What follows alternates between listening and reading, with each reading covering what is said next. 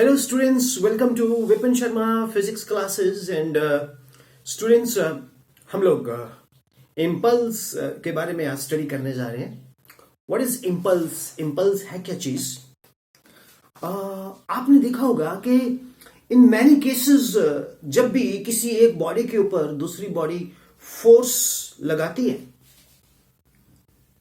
ठीक है, जैसे हम बैट से बॉल को हिट करते हैं, तो हम बैट से जब बॉल को हिट करते हैं तो एक फोर्स हम ट्रांसफर करते हैं बैट से बॉल को, जिसको आप शॉट बोलते हो, राइट?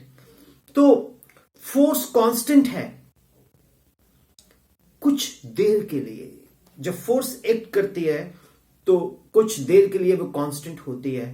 एक तो ये स्पेशल पॉइंट बनता है। या फोर्स वेरिएबल है for small time of impact, ठीक है, या फोर्स कांस्टेंट है for a long time of impact, जो कि पॉसिबल नहीं है, तो फोर्स वेरिएबल बोलेंगे for long time of impact. तो in all such cases we measure the action of the force on the body. You know, this measurement of the action of the force is called impulse. The measure of the action of the force is called impulse. Hope it is clear. जैसे हम cricket खेलते हैं, तो जब हम cricket खेलते हैं तो बैट से बॉल को हिट करते हैं।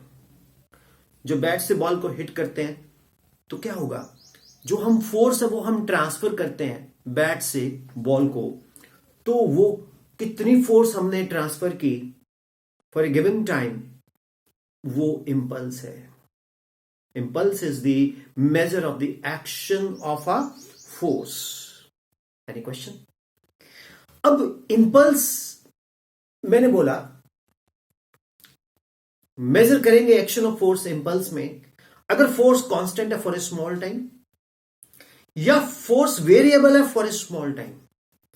तीसरा मैंने बोला फोर्स वेरिएबल है फॉर ए लॉन्ग टाइम। तो मैं ये कॉन्सेप्ट्स आपको स्टडी करता हूं। सीबीएसई एंड स्टेट बोर्ड में इंपल्स ज्यादातर कांस्टेंट फोर्स से पूछी जाती है। इंपल्स ऑफ अ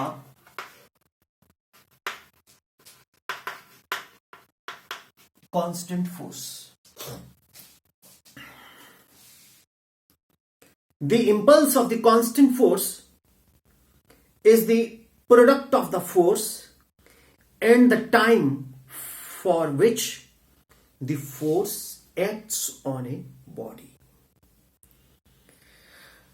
मान लीजिए, मैं आपको रिपीट करता हूं, the impulse of a constant force is the product of the force and the time for which the force acts on a body. मान लीजिए एक बॉडी है, उसके ऊपर फोर्स लग रही है DDT ऑफ T। हाँ जी, टेक्निकल क्या problem? I am not in the frame. कोई मैटर नहीं है, बस ये बोर्ड आना चाहिए, मेरा मैटर नहीं करता। F is equal to DDT of P। तो स्टूडेंट्स, DP किसके इक्वल आ गया? FDT। अब हम इसको नंबर 1 लगाते हैं। Integrating equation 1 with limits DP FDT। Force क्या? कांस्टेंट, ठीक है। When the time is T1, then momentum is P1. When the time is T2, then the momentum is P2. हमने क्या किया? इंटीग्रेशन। मैथमेटिकल टूल में integration के ऊपर मैंने शॉर्ट लेक्चर्स दिए हुए हैं, आप उसमें जाके देख सकते हो अगर आपको कोई कंफ्यूजन हुआ है इसमें, क्योंकि ये तब समझ आएगा अगर इंटीग्रेशन का ये लॉजिक आपको आता है। अब मैंने इंटीग्रेशन का फॉर्मूला दिया है, integration of dx is x, तो इंटीग्रेशन ऑफ dp क्या हो जाएगा? A P1 to P2। Force क्योंकि कांस्टेंट है ये बाहर, integration of dt is T1 to T2। तो upper limit minus lower limit, upper limit minus lower limit, t is T2, t is T1, p is P2, p is P1। तो P2 minus P1, right? That is the change in momentum. That is F into T2 minus T1। तो T2 minus T1 is say Ft। T2 minus T1 is what? T2 में से अगर हम T1 को minus करेंगे तो हमें क्या मिलेगा? T2 में से अगर हम T1 को माइनस करेंगे तो हमें क्या मिलेगा? T। T2 minus T1 is what? T। P2 minus P1 is what? Say delta P। बहुत सारे बच्चे जो 10th से 11th में आते हैं वो बोलते हैं सर ये सिंबल क्या है? इस सिंबल को बेटा हम क्या बोलते हैं? Delta. This is called delta. तो एफ टी वेक्टर जरूर लगाना, अगर यहां वेक्टर तो यहां भी होना चाहिए। F time is not vector, time is scalar. F T is what? Impulse. तो impulse is equal to what? F T. तो impulse is equal to what? Change in momentum. तो जब मोमेंटम का चेंज आएगा तो हमें क्या मिलेगी? इंपल्स मिलेगी। स्टूडेंट्स, विपिन सर सिंपल पढ़ाने में विश्वास करते हैं। विपिन सर वो पढ़ाने में विश्वास करते हैं जो सिलेबस में है, और विपिन सर वो पढ़ाते हैं जो एग्जाम में आता है। क्वेश्चन आया आपको एग्जाम में, व्हाट इज इंपल्स? आंसर लिखेंगे, impulse is the measurement of the transfer of the impact from one body to another, या impulse is the measure of an action of the force, right? फिर आएगा question exam में, derive an expression for the impulse by a constant force। तो आप step 1 लेंगे, f dt of p, dp is equal to f dt, integrating equation 1 with the limits, when the time is t1 momentum is p1, when the time is t2 momentum is p2, then dp becomes p and dt becomes t। तो t1 t2 p1 p2 upper limit minus lower limit, delta p is equal to ft, p2 minus p1 is delta p, t2 minus t1 is t। तो impulse is equal to change in momentum, impulse is force into time and change in momentum is called impulse। अब students अगर हम इस question को यहीं छोड़ते हैं तो कहीं ना कहीं एक चीज मिस कर रहे हैं, वो है इसका graph.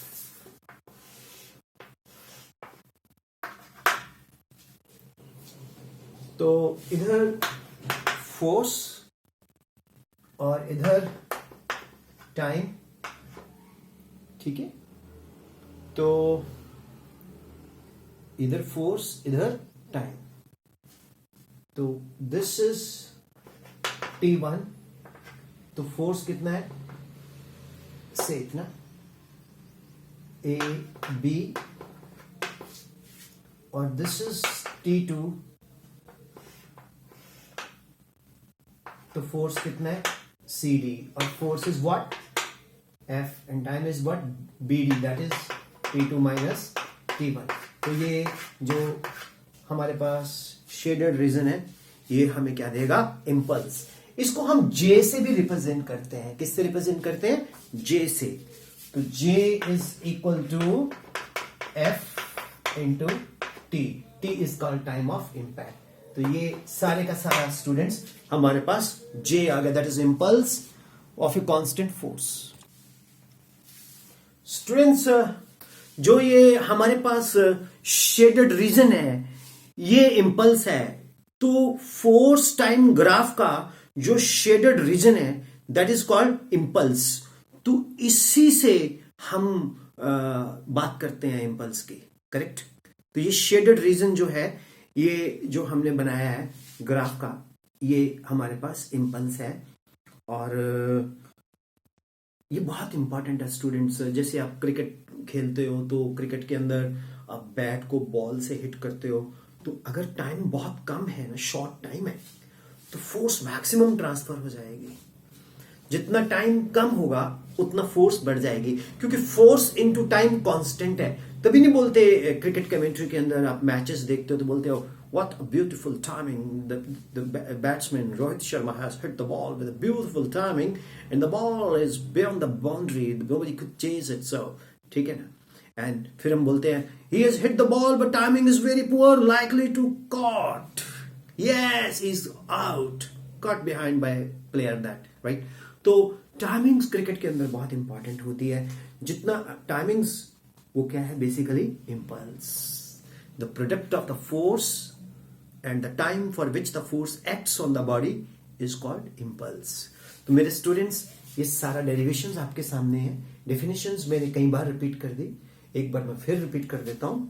Impulse is what, impulse by a constant force is defined as the measure of the action of the force on a body.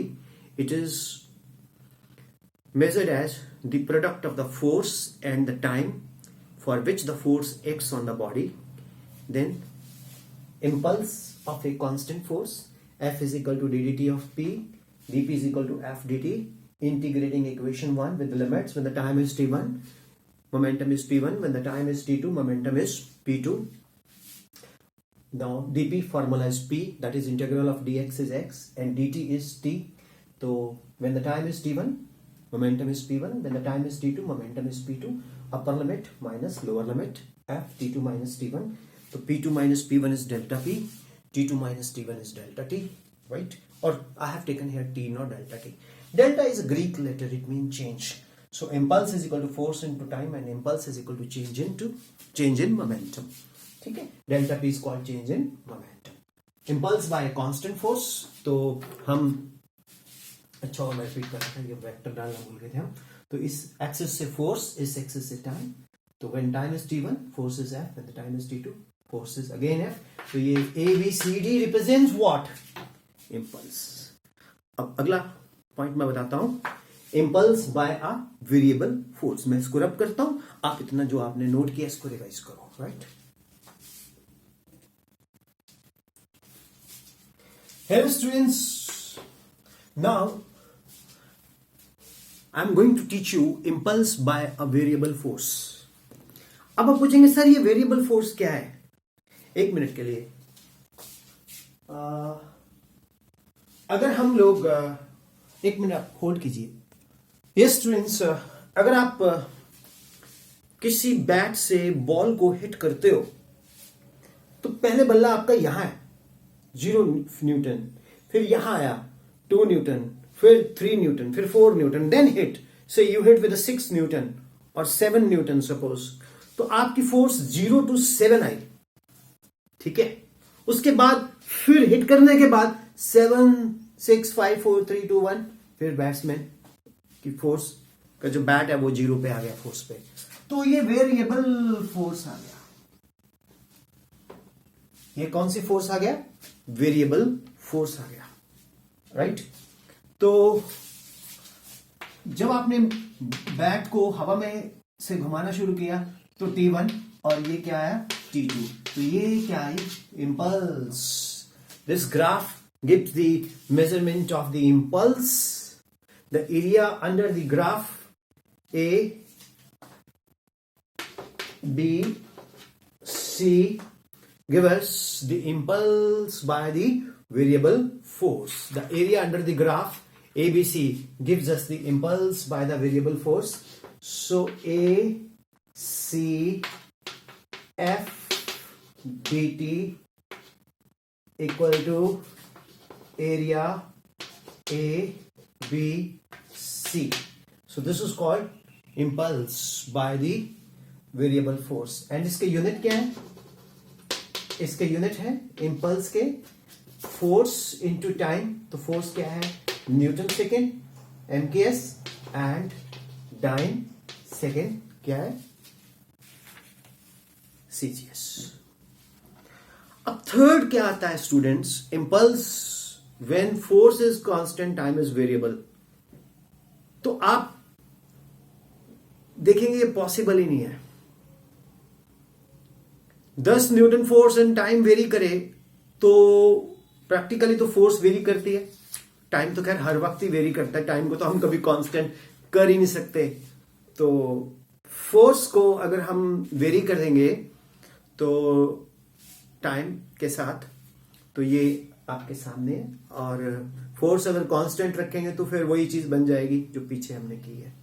ठीक है, so any question, any doubt? Work very hard, follow playlist sequence wise, you will get the whole physics. Okay, playlist पहले वाली boards level के लिए, फिर दूसरी playlist जाएगी मेरी shortcut tracks, very high tracks and so on, right? Thank you, bye bye. So students, impulse के बाद फिर हम करेंगे question discussion of the second law. तो हम कर चुके मेजरमेंट ऑफ कांस्टेंट फोर्स भी कर चुके हम। फिर इसके बाद हम निकलेंगे स्टूडेंट्स क्या बोलते हैं, applications of the concept of the impulse. बड़े सिंपल है, आप देखेंगे कि ट्रेन्स हैं, ट्रेन्स में बफर्स दिए होते हैं दो डब्बों के बीच में। तो जब ट्रेन की ब्रेक लगती है तो बफर्स में जो दो ट्रेन्स के डिब्बों का इम्पैक्ट है वो धीरे धीरे फोर्स एक्ट करती है, तो जर्क नहीं लगता। आपने गाड़ियों में शॉकर्स देखे होंगे, शॉकर्स यही काम करते हैं, शॉकर टाइम ऑफ इम्पैक्ट को बढ़ा देते हैं। जब शॉकर टाइम ऑफ इम्पैक्ट को बढ़ा देते हैं तो हमें चोट नहीं लगती, हमें जर्क नहीं लगता, फोर्स कम लगती है। आपने देखा होगा जो ग्लास वेयर्स हैं उसको हस्क में रैप करके दिया जाता है, या उनकी एक स्पेशल किस्म की पैकिंग होती है। जब वो हम ट्रांसपोर्ट करते हैं तो जर्क लगते हैं, तो वो टाइम ऑफ इम्पैक्ट बढ़ जाता है, तो फोर्स कम हो जाती है, तो टूटते नहीं है। इसी तरह से अगर आप रुई के ढेर के ऊपर जंप करोगे तो आपको चोट नहीं लगती, लेकिन पक्का फ्लोर पे जंप करोगे तो आपको चोट लगती है। हमें याद है बचपन में हमारे पंजाब में गांव से बहुत ज्यादा कनक वीट आती थी, तो उसके ढेर लग जाते थे, तो हम वीट में जंप मारते थे, वो बहुत हाइट से जंप मारते थे, हमें चोट नहीं लगती थी, बल्कि घर के बड़े गालियां मारते थे कि तुम्हें चोट लग जाएगी। उनको हमें समझ आ गया था कि इसमें डेल्टा टी बढ़ जाता है, इंक्रीज कर जाएगा तो हमारे पर फोर्स कम लगेगी। तो स्टूडेंट्स, बहुत सारे एग्जांपल्स हैं जो इंपल्स के ऊपर काम करते हैं। आप देखोगे कुछ बैट्समैन बड़ी जोर से बैट को घुमाते हैं लेकिन बॉल वही रह जाती है, क्यों? टाइम ऑफ इम्पैक्ट बढ़ा देते हैं, ठाव आ जाएगी लेकिन बॉल फॉलो थ्रू पे ही रह जाती है, क्यों? टाइम ऑफ इम्पैक्ट बढ़ेगा तो फोर्स कम ट्रांसफर होगी। सो बहुत सारे कॉन्सेप्ट्स हैं इसके, आप बुक से पढ़ सकते हो, जो भी बुक आपको आपके ऑनरेबल टीचर ने प्रिस्क्राइब की है।